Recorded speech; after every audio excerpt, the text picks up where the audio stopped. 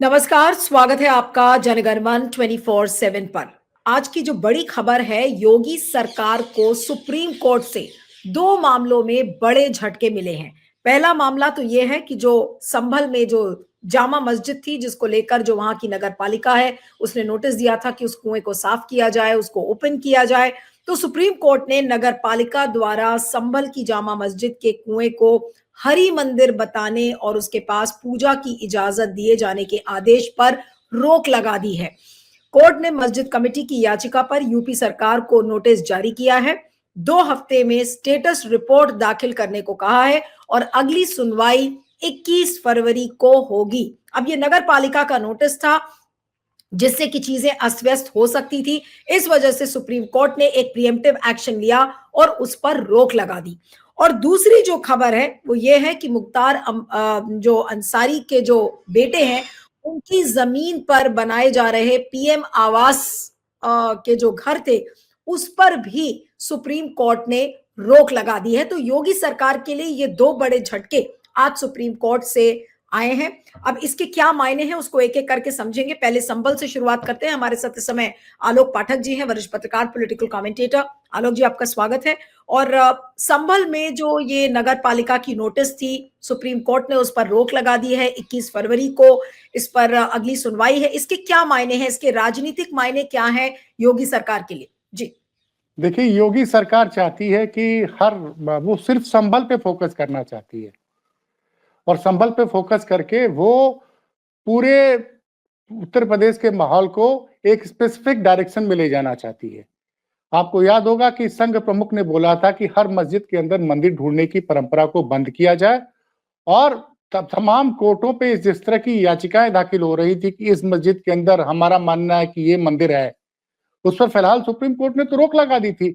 और संभल में जो सर्वे का आदेश हुआ था वहां की डिस्ट्रिक्ट कोर्ट के द्वारा, और सबसे उसमें चौंकाने वाली बात है कि डिस्ट्रिक्ट कोर्ट ने दूसरे पक्ष को बिना सुने ही सर्वे का आदेश दिया और 3 घंटे के अंदर ही सर्वे टीम वहां पहुंच गई थी। अब उसके बाद जो हुआ सब पता है कि संभल में किस तरह से हिंसा हुई और क्या हुआ, 5 लोग मारे गए। सुप्रीम कोर्ट ने हर चीज पे रोक लगा रखी है। डिस्ट्रिक्ट कोर्ट को आदेश दिया कि इस मामले में आप कोई सुनवाई नहीं करेंगे। अब अचानक से नगर पालिका वहां का एक आदेश दे देती है। एक कुआं है जो संभल की शाही जामा मस्जिद के पास है। मस्जिद कमेटी का कहना है कि ये कुआं उनका प्राइवेट कुआं है और इस कुएं के पानी का इस्तेमाल वो मस्जिद के लिए करते हैं। लेकिन नगर पालिका ने आदेश जारी कर दिया कि ये हरि मंदिर है और यहाँ पूजा पाठ कर सकते हैं। आनन फानन में संभल के शाही जामा मस्जिद के लोग 9 जनवरी को सुप्रीम कोर्ट गए। आज सुप्रीम कोर्ट में इसमें सुनवाई हुई और सुप्रीम कोर्ट ने कहा कि कुएं का पानी हर आदमी इस्तेमाल कर सकता है, लेकिन इस पे कोई पूजा पाठ नहीं होगा। योगी सरकार को बहुत स्पष्ट आदेश दिया कि यहाँ पे सीसीटीवी लगाइए, इस जगह को पूरा स्टेटस को मेंटेन होना चाहिए, इस पे कोई भी पूजा पाठ नहीं होना चाहिए, कोई निर्माण नहीं होना चाहिए। साथ ही योगी सरकार को 2 हफ्ते के अंदर इस पर पूरी रिपोर्ट फाइल करने का आदेश दिया। नहीं, अब लेकिन आलोक जी, एक चीज़ और भी है, यहाँ पर दर्शकों को ये भी समझाना ज़रूरी है और आप मुझे लगता है कि बहुत अच्छे से एक्सप्लेन कर पाएँगे कि आखिर नगर पालिका ने इस तरीके की अगर नोटिस दी थी, तो उसके पीछे का मंशा क्या है? और उस लेवल पर अगर इस चीज़ों को आगे बढ़ाया जा रहा है, और ये तो उनको भी पता था कि अगर सुप्रीम कोर्ट में ये मामला जाएगा तो निरस्त होगा। तो नगर पालिका ने ऐसी नोटिस निकाल कर क्या साबित किया है आज एक तरीके से? नहीं, अब देखिए 2 तरीके होते हैं। जो अश्वनी जैन और वो 2 लोग हरिशंकर जैन जो कम संभल की जुडिशियल मजिस्ट्रेट की कोर्ट में गए थे कि वहां पे जहां पे जामा मस्जिद है वहां दरअसल पहले हरि मंदिर था। अब उस मामले में तो रोक लग गई है, तो एक नया तरीका निकाला गया। उस पूरे चीज पे, सर्वे पे और सारी चीजों पे सुप्रीम कोर्ट और हाई कोर्ट ने रोक लगा दी फिलहाल। और सुप्रीम कोर्ट ने एक कदम आगे बढ़ते हुए बोला कि 1991 के वर्शिप एक्ट की हम समीक्षा करेंगे और इस तरह की कोई भी याचिका, जैसे किसी मस्जिद के अंदर कोई मंदिर है, इस तरह की कोई याचिका कोई भी देश का कोई भी लोअर कोर्ट एक्सेप्ट नहीं करेगा। ये बड़ी रोक लग गई। अब अचानक से अब नगर पालिका को क्या पड़ी थी कि उसने इस कुएं को हरि मंदिर घोषित कर दिया? क्या उसके पास कोई क्लेम आया था? किस वजह पे किन तथ्यों पे उसने घोषित किया? पूजा पाठ का आदेश कर दिया। तो ये तो बढ़िया हुआ कि संभल की जामा मस्जिद के लोग तुरंत चले गए सुप्रीम कोर्ट। वो लोग कल ही सुप्रीम कोर्ट गए और आज सुप्रीम कोर्ट की चीफ जस्टिस ने इस पर सुनवाई की और बड़ा स्पष्ट आदेश दिया है। अब ये तो सबको, आम जनता को समझ में आ रहा है। और योगी जी अपने हर भाषण में कह रहे हैं कि संभल में वक्फ के नाम पर जितना अवैध कब्जा किया है लोगों ने वक्फ की जमीन के नाम पर, वो सब कब्जा हम खाली कराएंगे। अभी संभल की शाही जमा मस्जिद के सामने एक पुलिस की चौकी भी बन रही है, उसको लेके भी दावा किया गया कि वक्फ की जमीन है, तो डीएम ने और एसपी ने का सारे कागज खारिज कर दिए कि ये फर्जी कागजात है। तो दरअसल संभल मुद्दे के जरिए उत्तर प्रदेश में योगी सरकार ये माहौल बनाना चाह रही है कि वो जो अवैध कब्जे किए गए उसको वो छुड़वा रही है। आप देखिए ना कि वहां पे खुदाई चल रही है, उस खुदाई में एक उसको जमीन के अंदर एक कुछ मिला हुआ निर्माण मिल रहा है, जिसको लोग तमाम तरह के शब्द का इस्तेमाल करते हैं। एक पुराना निर्माण मिल रहा है, उसमें तहखाने में कुछ बना हुआ है, कुछ कमरे हैं, बावड़ी कह रहे हैं लोग। उसकी रोज गोदी मीडिया कवरेज कर रहा है। एक मंदिर मिला था संभल में, उस मंदिर को हल्ला मचा दिएगा कि 44-45 साल से ये मंदिर मुस्लिम एरिया में बंद था। तो उस मंदिर के असली मालिक ऑन कैमरा आए, उन्होंने बोला कि हम लोग यहाँ रहते थे और हम लोग यहाँ से छोड़ के चले गए थे। उस मंदिर में कोई तोड़ फोड़ नहीं हुई थी नीरू जी, वो मंदिर एज इट इज था और हमने इसलिए ताला बंद कर दिया था कि हम यहाँ पे पूजा पाठ नहीं कर पा रहे थे, नहीं तो उसके पहले ये माहौल बना दिया गया था। और उत्तर प्रदेश में अब मुस्लिम इलाकों में मंदिर ढूंढने का एक नया अभियान चालू हो गया है। अभी वाराणसी के मदनपुरा में एक 65 साल पुराना मंदिर खोजा गया है। अच्छा, मुस्लिम समुदाय ने कहा कि ठीक है आप इसको खोल दीजिए साहब, पूजा पाठ करिए, लेकिन माहौल नहीं बिगड़ना चाहिए। एक नया अब क्या हो रहा था कि जनता पूछ रही थी महंगाई। बार बार जानबूझकर योगी सरकार इस तरीके से मंदिरों को ढूंढने की कोशिश कर रही है या कहीं कहीं पे कुछ खुदाई का काम चल रहा है। आखिर योगी को इससे क्या फायदा है? अब अभी जैसे मिल्कीपुर में चुनाव भी है, दिल्ली चुनाव के साथ तो उस समय मिल्कीपुर में है, तो खाली मिल्कीपुर के चुनाव को इन्फ्लुएंस करना तो ये एजेंडा नहीं है इनका। योगी का लार्जर एजेंडा आपको क्या लग रहा है कि जो बड़ा एजेंडा है या लॉन्ग टर्म एजेंडा है, क्या 2027 के चुनाव का माहौल वो इसी तरीके से अभी से ही बना रहे?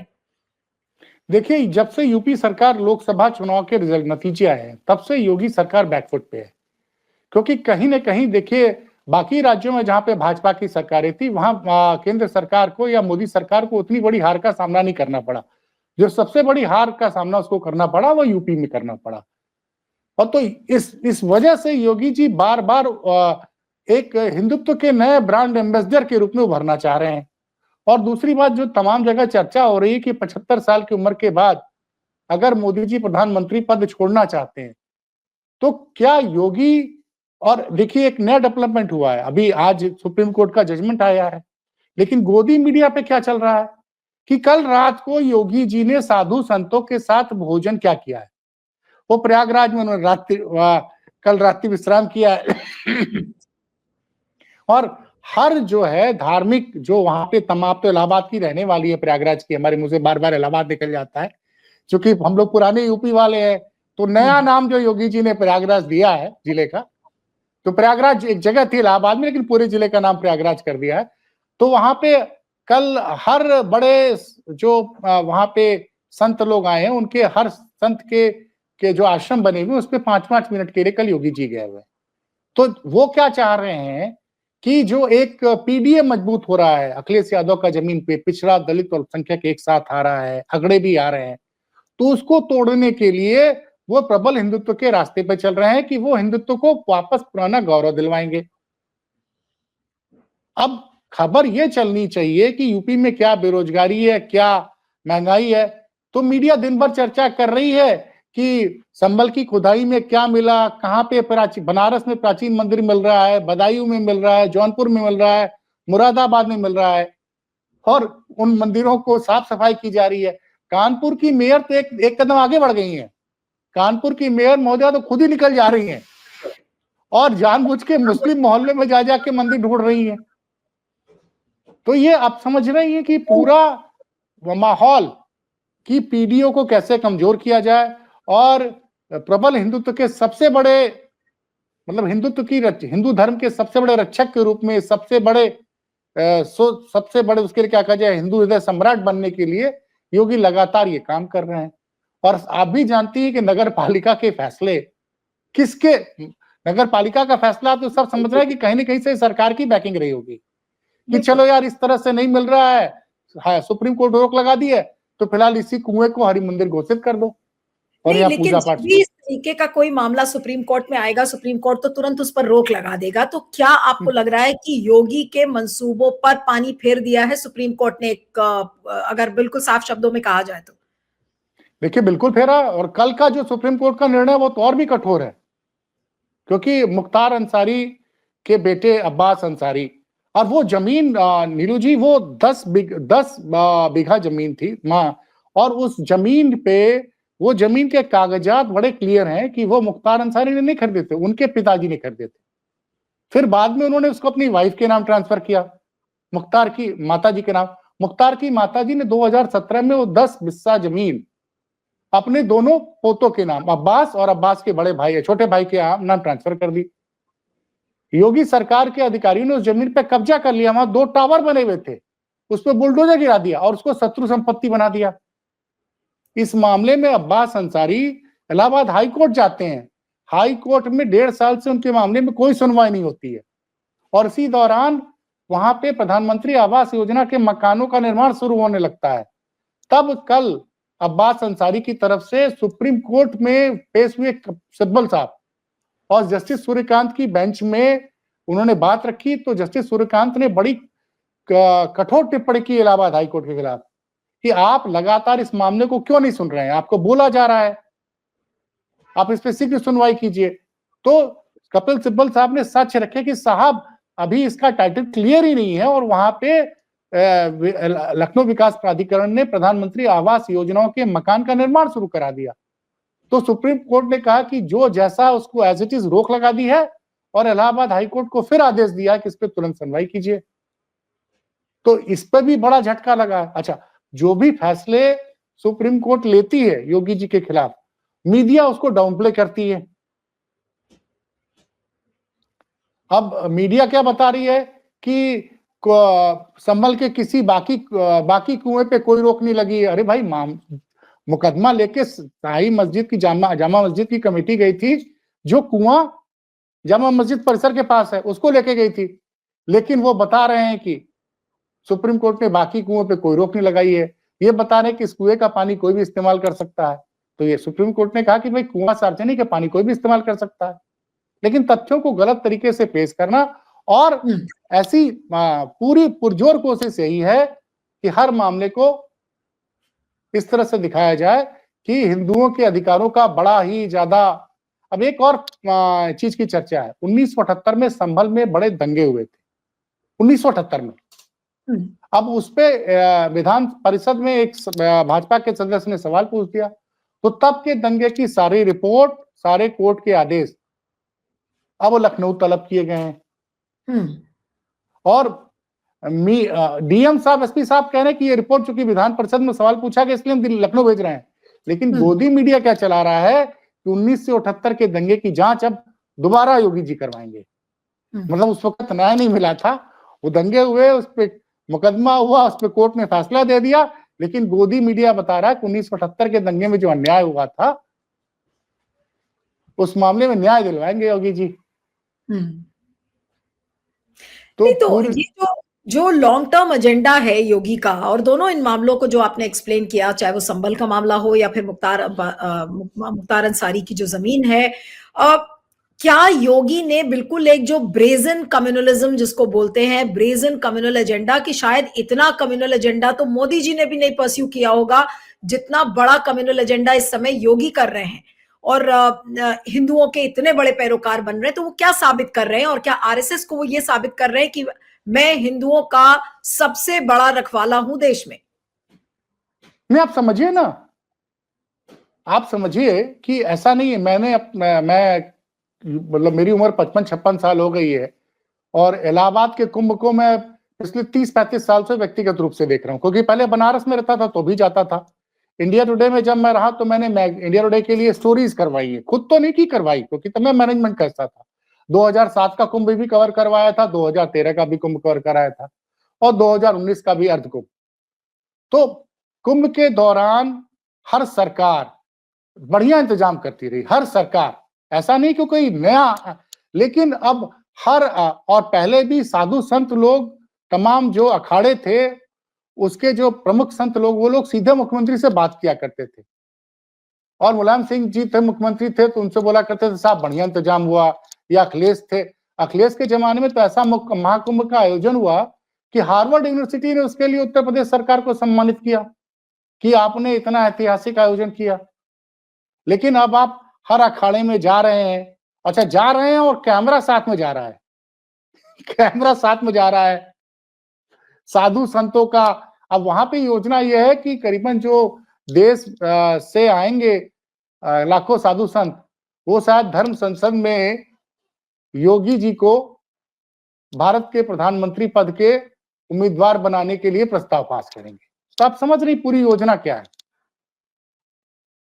जो पूरी योजना बनाई जा रही है और देश विदेश के लोगों को आमंत्रित किया जा रहा है। तो ये बताने की कोशिश की जा रही कि योगी जी ऐतिहासिक महाकुंभ का आयोजन करा रहे हैं।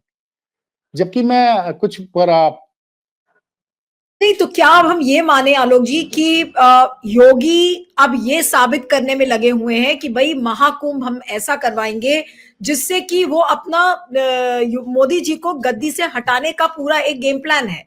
एक तरफ संभल, एक तरफ मुख्तार अंसारी, उसी तरीके से जहां जहां पर भी वो खुदाई करने की कोशिश कर रहे हैं, महाकुंभ को भी वो इस्तेमाल कर रहे हैं। तो क्या ये पूरा सारा गेम प्लान इसीलिए है कि मोदी जी को आसानी से वो गद्दी से उतार सके और पूरे देश को और पूरे दुनिया को ये बता सके कि भाई देखिए हम प्रधानमंत्री की दावेदारी में हैं? नहीं, पूरा प्रयास इसी को लेके हो ही रहा है। आप सोचिए ना कि मोहन भागवत ने जब बोला कि भैया वो एक आंदोलन किया गया था राम मंदिर को लेके, अब हर मस्जिद के अंदर मंदिर न ढूंढा जाए, और बड़ा स्पष्ट बयान दिया था उन्होंने। उसके बाद आरएसएस के मुखपत्र ने भी इस पर बड़ी स्पष्ट राय रखी थी, ऑर्गेनाइजर ने, पांचेजन ने।